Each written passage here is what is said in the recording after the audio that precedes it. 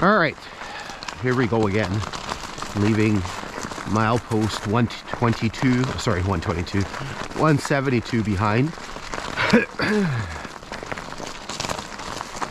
So here we kind of start to move away from those rock ridges, and you're going to see lots of embankments and such as we move along. Basically, they needed to create kind of the grade to kind of get to the pass.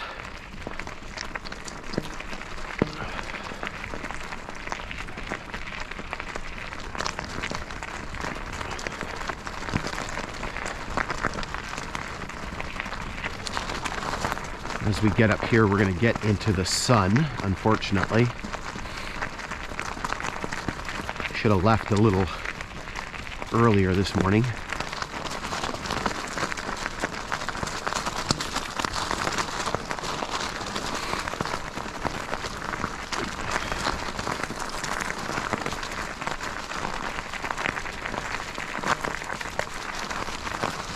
So here again, you can see the big embankments that we're up on. Again, this would have all had to have been created by fill.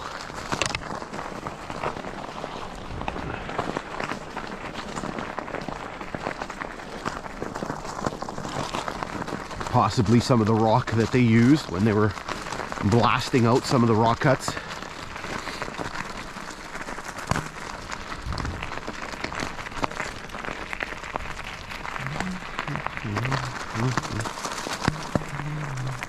Okay, this is new. I don't remember this. Obviously somebody's doing some logging or some property. I definitely don't remember that. Something going on over there.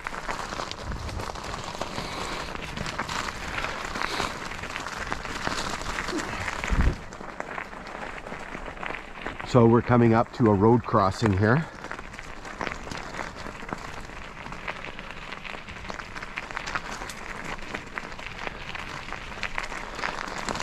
Starting to get into some of those shadows from the sun.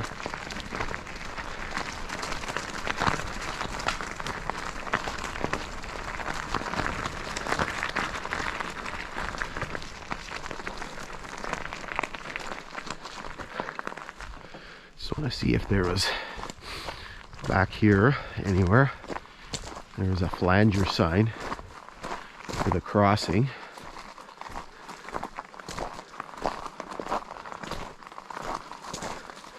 This area, the initial area here where they pulled up the rails, they raised everything. I'm surprised some of those milepost markers are still there. They really cleaned up everything. You don't really see a lot of the signage and stuff.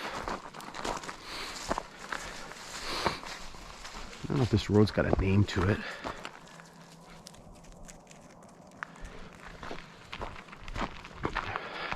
So here we actually have a few culverts.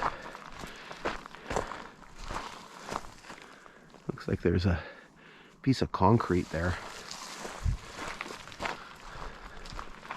So here, I don't know if this is the culvert we're looking for. Okay, the interesting one is right here. Does this one have a mileage on it? I don't think this one has mileage on it either. So this one is really, really neat. This one is probably one of the better stone culverts that we've seen on the line. Yeah, that's completely blank. So we're gonna go jump down and have a look at that. All right, so we're down here below the level of the grade. You can see this this little creek here has actually carved itself out of this shale-like stone that's in the area.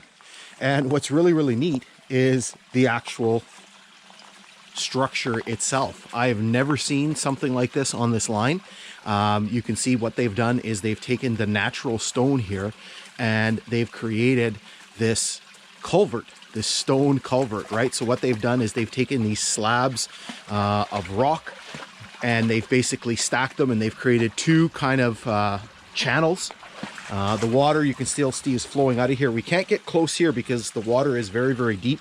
We're going to try to get close over here on this side here on the west side. We'll see what we turn up here. I'm going to try not to fall in the water because it is very, very deep. Can't see anything through on this side. I'm not sure about this side here. Again, I'm trying not to fall in the water. I can kind of see through a little bit on the other side. Looks like it might be blocked with all kinds of debris. But again, just a really, really neat structure.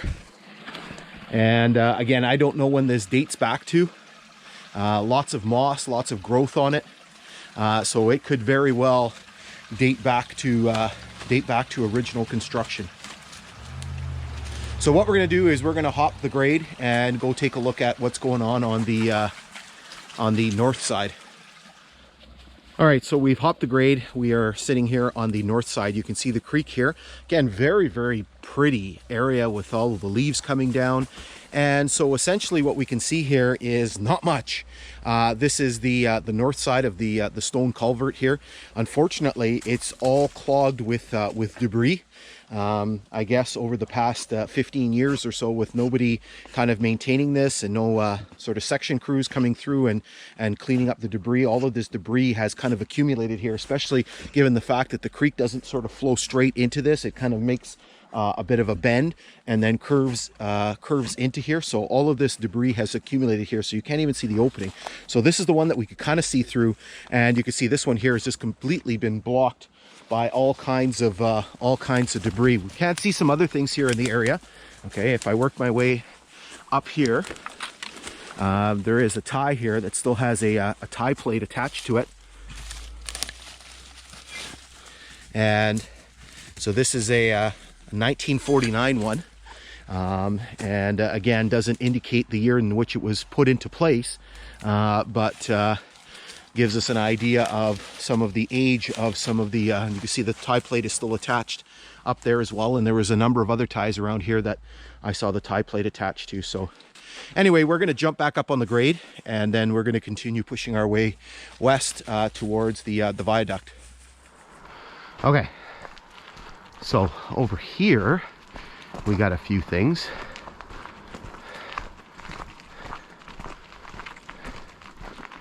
Thought it was here. Yeah, they're supposed to be. Yeah, there they are. On this road crossing, any flanger sign here?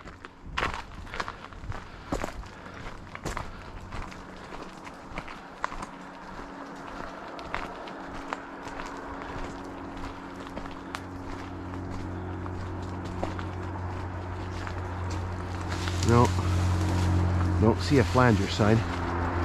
So on this road crossing, we'll look for a flanger sign on the other side. You can actually see some ties. And yeah, so you can actually see the ties are still buried in here. 1, 2, 3, 4 for sure. Okay, let's hop across here.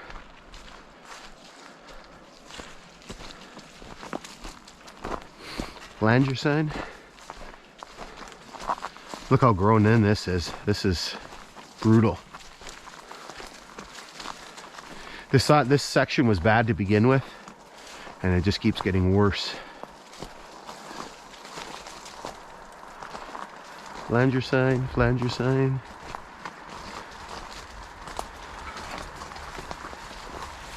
No, don't see a flanger sign.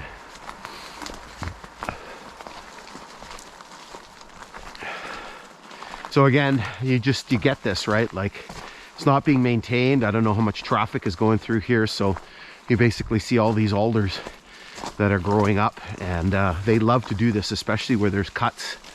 They love to grow up on the side of the cuts and just completely grow in the grade. Ever since even before they pulled up the rails, there's been conversation about a rail trail, particularly this section here between Thunder Bay and Nipigon. The discussions are still going on. There's lots of issues. I'm not privy to the conversations, obviously, but the fiber optic cable that we know runs beside the grade is one issue, and I don't know what else is causing problems, but it's sort of very sad that it's not happening, because it's almost like this beautiful line is kind of going to waste. It's been 18 years since the last train ran.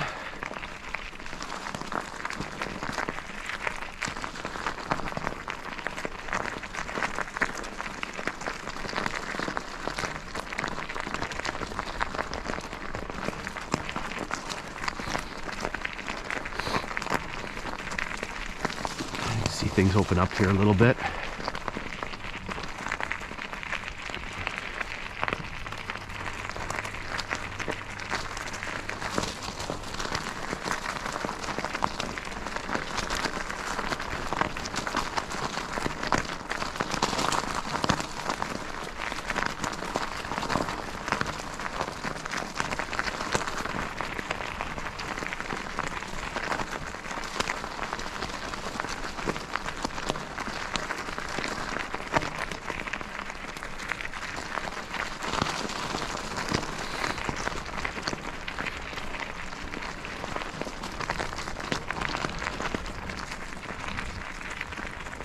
See, the cut starts to peter out here a little bit. So here, we're going to get up on the side of this ridge. And you'll be able to get a beautiful view of the Blend Valley here. The Blend River Valley, even though the river is like a creek. It is very small.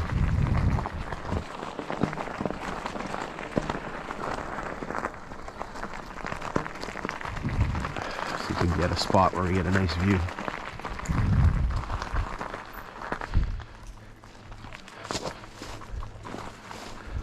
So you can see the north shore of Lake Superior way through the trees there. Can we see through here? Of course not. You can actually see Thunder Bay.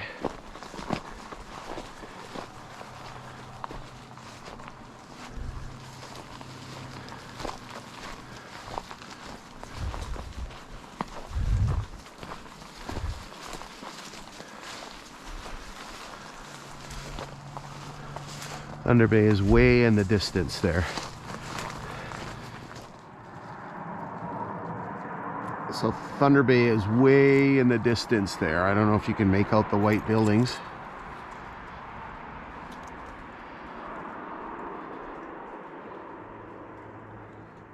I don't know if the zoom on the camera on my phone helps.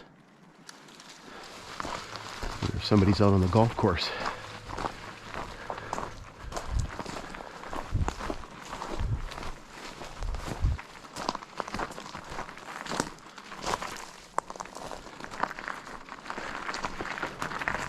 All right, let's resume here.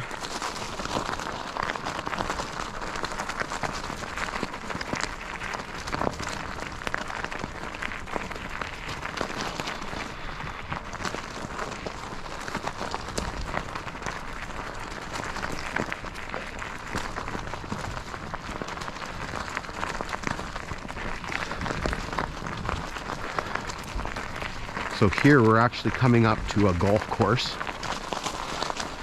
Bayview Golf Course. So the railway line cuts right through the golf course.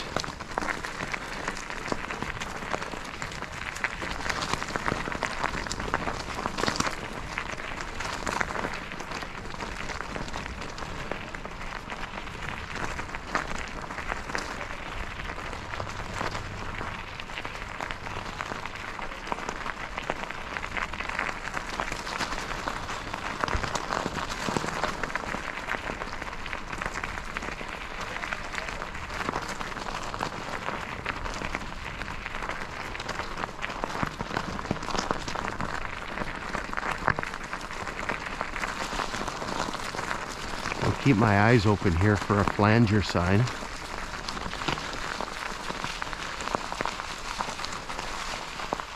Moon, come here. Come here. Come here. I'm gonna throw Luna up on a leash here. Don't want her running around. All right, let's see if there's a flanger sign. There's a flanger sign on the other side. This crossing.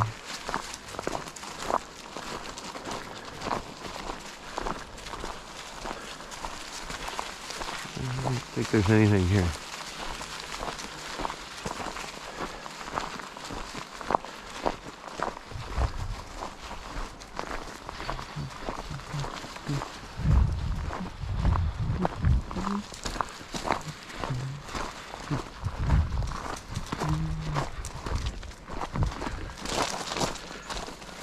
So here you can see there's some rails that are still in place and they're coming across, and we're going to work our way up there, and we're going to go take a look at these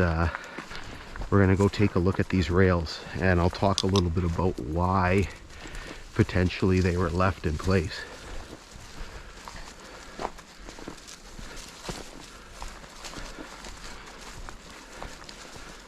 Okay, so let's hold up here for a second, and then we'll come back and have a look.